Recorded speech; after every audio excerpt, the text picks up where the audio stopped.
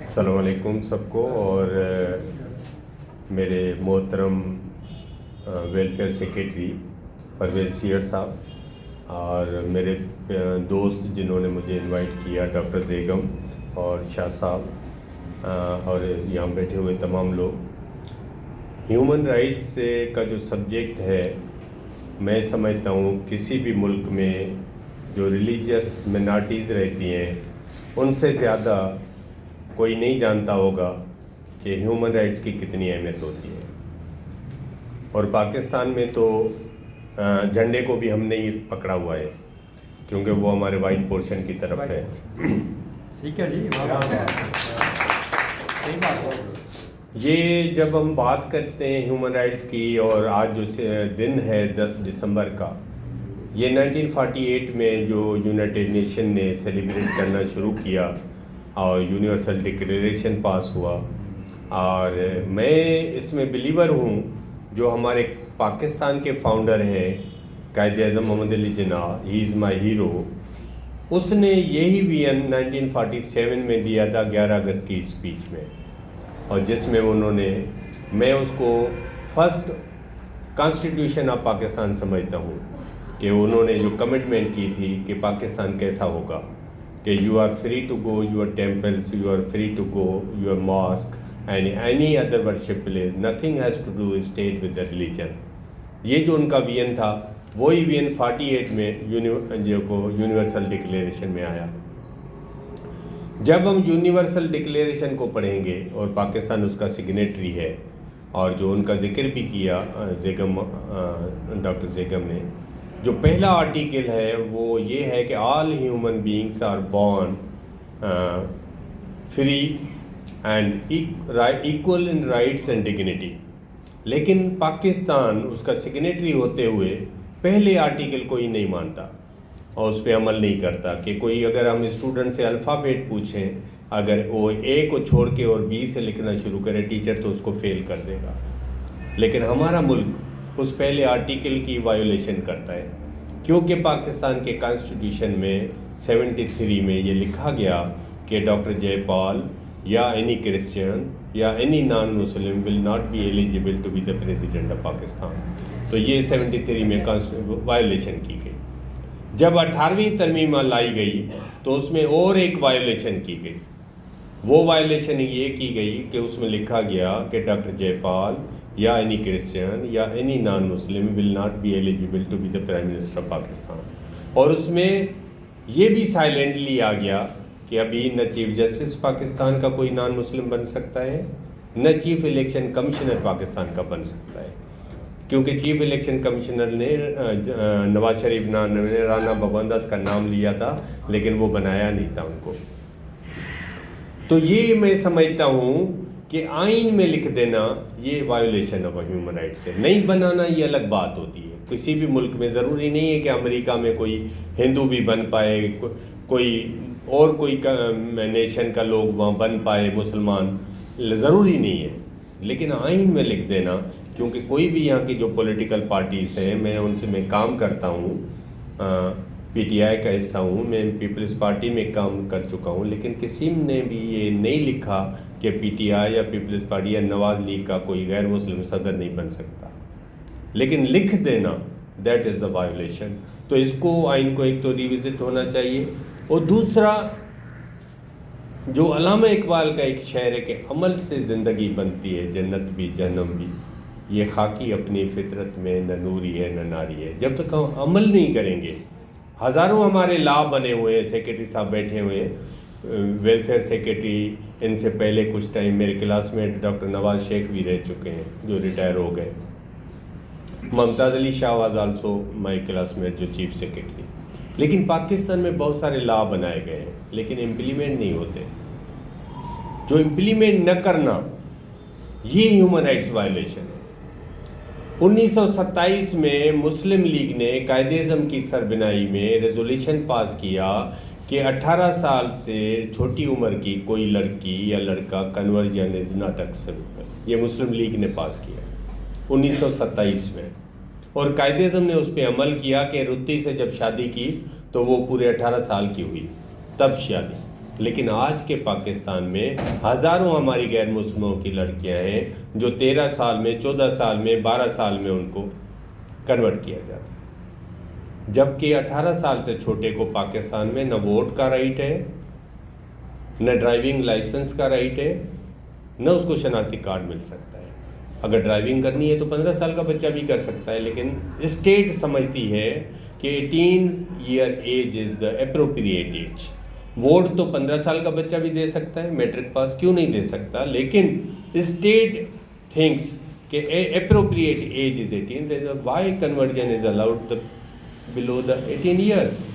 تو ان چیزوں کو جب میں مناٹی کمیشن کا ممبر تھا تو اس پہ میں سگنیچر کی ہوئی ہیں میری اور اسلامک آئیڈیالوجی کونسل کے چیئرمین قبلہ ایاز صاحب کی، کیونکہ میں اس میں کمیٹی کا چیئرمین تھا.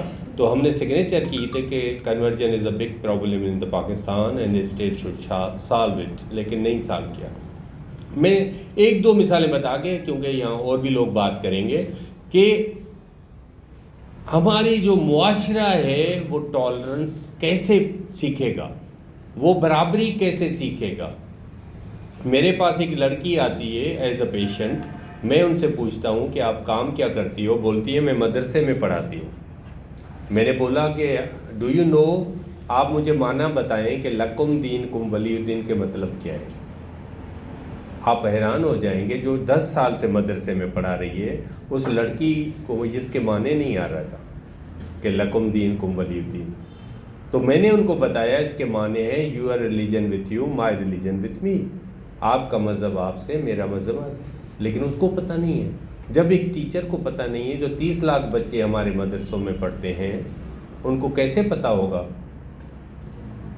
میں جب میٹرک سے پہلے پڑھتا تھا تو میں محسوس کرتا تھا کہ شاید میں غلط ملک میں پیدا ہوا ہوں، کیونکہ محمود غزنوی پڑھایا جاتا تھا کہ 17 دفعہ اس نے سومناتھ مندر کو لوٹا.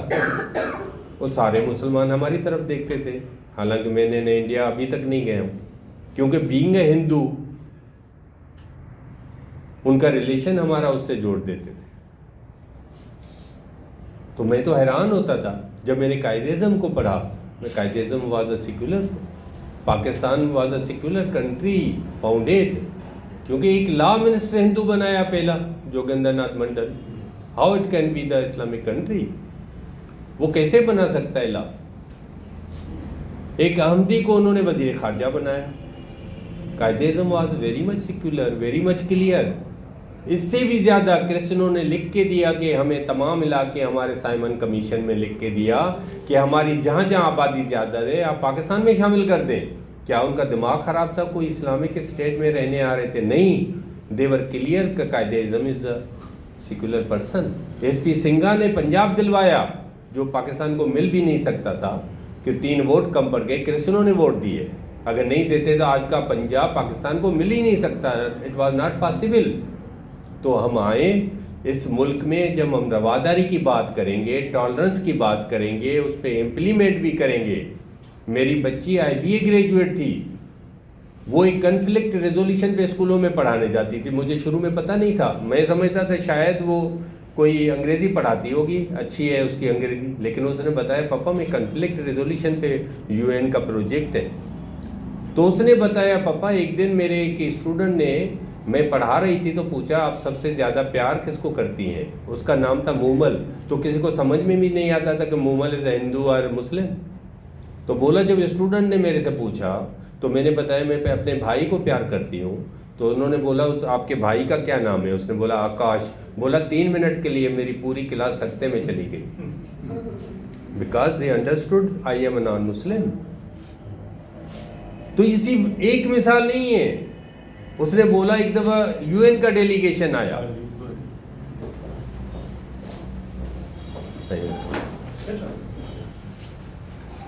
UN کا ڈیلیگیشن آیا اور ہم نے بچوں کو بولا کلاس میں پوری میں کہ آپ مہاتما گاندھی کے بارے میں کیا جانتے ہیں؟ تو سارے بچے مہاتما گاندھی کو گالیاں دینے شروع ہو گئے.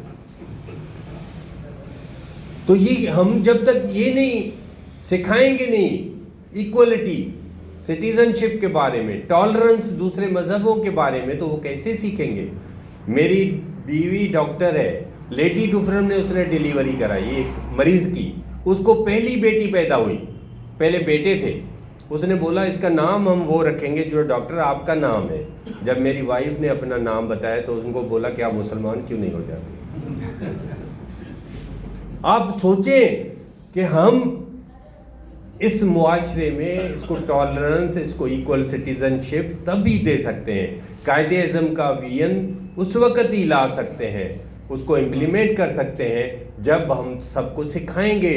हमारे टेक्स्ट बुक्स में जब जमशेद नसरवान जी भी होगा, जोगेंद्र नाथ मंडल भी होगा, दुरा पटेल भी होगा, उनको पता ही नहीं है स्टूडेंट्स को कि इस पाकिस्तान बनाने में कोई गैर मुसलमानों ने भी कोई रोल प्ले किया था। उनको मैं समझता हूँ गलती से अगर हज़ारों लोगों से पूछा जाए तो वो शायद यही बोलेंगे कि हमने जो आज़ादी ली थी वो हिंदुओं से ली थी, हालांकि हिंदू भी गुलाम थे उस वक़्त, क्योंकि आज़ादी ब्रिटिश से ली थी।